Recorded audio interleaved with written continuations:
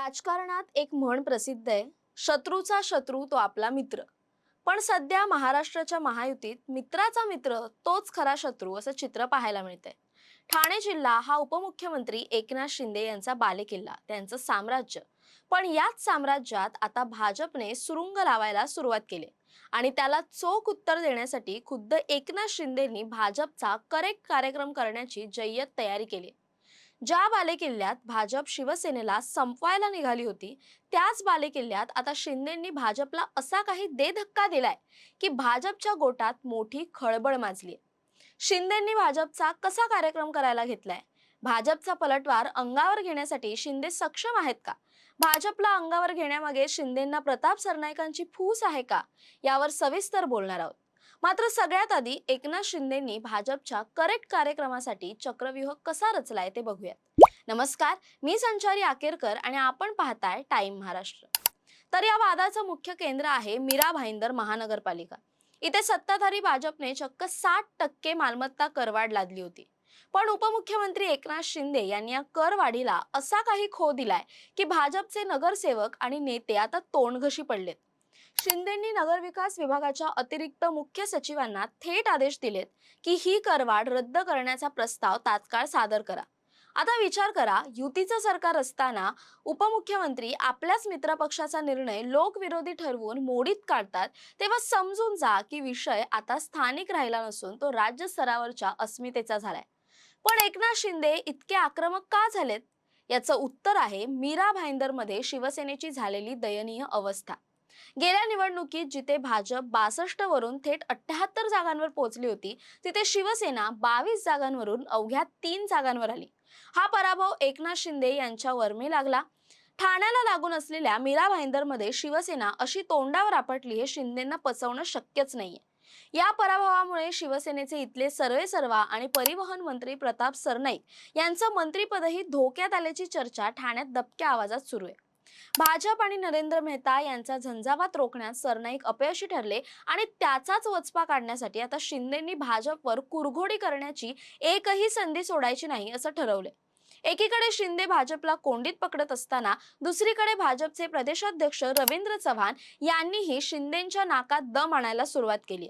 चव्हाण जेव्हापासून प्रदेशाध्यक्ष झाले तेव्हापासून त्यांनी एकच कलमी कार्यक्रम लावलाय: शिवसेनेचे कार्यकर्ते फोडा आणि भाजपमध्ये आणा. कल्याण डोंबिवली असो, बदलापूर असो वा अंबरनाथ, प्रत्येक ठिकाणी शिंदेंच्या शिवसेनेला खिंडार पाडल्यानंतर आता रवींद्र चव्हाणांनी आपला मोर्चा मीरा भाईंदरकडे वळवलाय. त्यांनी चक्क मीरा रोडच्या एका खासगी हॉटेलमध्ये राज्यस्तरीय बैठकांचं सत्र सुरू केलंय. उपमुख्यमंत्री ठाण्याचे असताना भाजपचे महत्वाचे निर्णयही आता ठाण्यातूनच घेतले जातात, ही शिंदेंच्या साम्राज्याला दिलेली उघड आव्हान आहेत.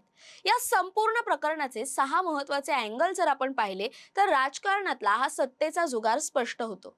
पहिला अँगल म्हणजे भाजपने लादलेली 60% करवाढ बेकायदेशीर ठरवून शिंदेंनी स्वतःला जनतेचा कैवारी म्हणून प्रोजेक्ट केलाय. या एका निर्णयाने शिंदेंनी भाजपच्या 78 नगरसेवकांची पद धुळीला मिळवली असून लोकांच्या मनात भाजपबद्दल चीड आणि शिंदेंबद्दल आपुलकी निर्माण करण्याची खेळी खेळली आहे. दुसरा अँगल आहे प्रताप सरनाईक यांचं राजकीय अस्तित्व वाचवण्याचा. कारण जर भाजप अशीच वाढत राहिली तर सरनाईकांचा राजकीय खेळ मीरा भाईंदरमधून खल्लास होईल. प्रताप सरनाईक हे शिंदेंचे अत्यंत जवळचे शिलेदार आहेत. त्यामुळे त्यांचा बालेकिल्ला वाचवणं ही शिंदेंसाठी प्रतिष्ठेची आणि भविष्यात स्वतःचं वर्चस्व टिकवून ठेवण्यासाठी लढाई आहे. तिसरा अँगल म्हणजे रवींद्र चव्हाणांनी शिंदेंच्या बालेकिल्ल्यात घुसून केलेलं फोडाफोडीचं राजकारण, ज्याचा बदला आता शिंदे व्याजासह घेत आहेत. रवींद्र चव्हाण यांनी ठाणे जिल्ह्यात भाजपचा झेंडा फडकवण्यासाठी शिंदेंच्या हक्काच्या माणसांना खेचलं. म्हणूनच आता शिंदे जशास तसं उत्तर देत भाजपच्याच योजनांना खो घालतायत. चौथा अँगल आहे नगरसेवकांच्या पळवापळवीचा. मीरा भाईंदरमध्ये शिवसेनेचे जे उरले सुरले 3 नगरसेवक आहेत त्यांना भाजप कधीही आपल्या गळाला लावू शकतं, ही भीती शिंदेंना सतावते. शिवसेनेचा एकही प्रतिनिधी सभागृहात उरू नये असा भाजपचा डाव असून शिंदेंचा हा आक्रमक पवित्रा म्हणजे आपल्या शेवटच्या शिपायांना वाचवण्यासाठी उभारलेली तटबंदी आहे. पाचवा अँगल म्हणजे भाजपने हा करवाढीचा निर्णय विषयपत्रिकेबाहेर जाऊन घेतल्याचा तांत्रिक मुद्दा उपस्थित करून शिंदेंनी भाजपला कायदेशीर कोंडीत पकडले. प्रशासकीय प्रक्रियेचे नियम मोडल्याचा ठपका ठेवून शिंदेंनी भाजपच्या निर्णयावर बेकायदेशीर शिक्का मारलाय, ज्यामुळे भाजपला आता कोर्टात किंवा जनतेत आपली बाजू मांडणं कठीण झालंय. सहावा आणि सर्वात मोठा अँगल म्हणजे महायुतीतलं हे कोल्ड वॉर आता संपूर्ण महाराष्ट्रात चव्हाट्यावर आलंय. शिंदेंनी दाखवून दिलंय की ते जरी युतीमध्ये असले तरी स्वतःच्या जिल्ह्यात कोणाचीही मनमानी चालू देणार नाहीत, मग समोर सत्ताधारी भाजप का असेना. थोडक्यात सांगायचं तर मीरा भाईंदरमध्ये सध्या 100% भाजप विरुद्ध एकनाथ शिंदे असा सामना रंगलाय. शिंदेंनी नगर विकास विभागाला दिलेले आदेश हा भाजपच्या चेहऱ्यावरचा सणसणीत चपराक आहे.